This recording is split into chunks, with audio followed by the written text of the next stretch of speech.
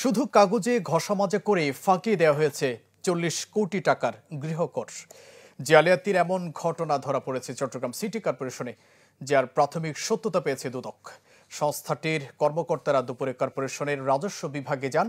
তারা বিভিন্ন কাগজপত্র খতিয়ে দেখার পাশাপাশি সংশ্লিষ্ট রাজস্ব কর্মকর্তাদের সাথে কথা বলেন। এতে দেখা যায় এসএক ব্রাদার্স ও ইনকন্ট্রেন্ট নামে দুটি বেসরকারি আইসিডি সিটি কর্পোরেশনের রাজস্ব কর্মকর্তাদের যোগসাজশে ফিল্ড বুক ঘষামাজা করে ৪০ কোটি টাকা ফাঁকি দিয়েছে। কয়েক বছর আগে নিয়ে অভিযোগ উঠলেও তদন্ত না করে ধামাচাপা দেওয়া হয়। সম্প্রতি সিটি মেয়রের নির্দেশে তদন্ত করা হলে তা ধরা পড়ে। মূলত এটি আমলে নিয়েই আজ তদন্তে যায় দুদক।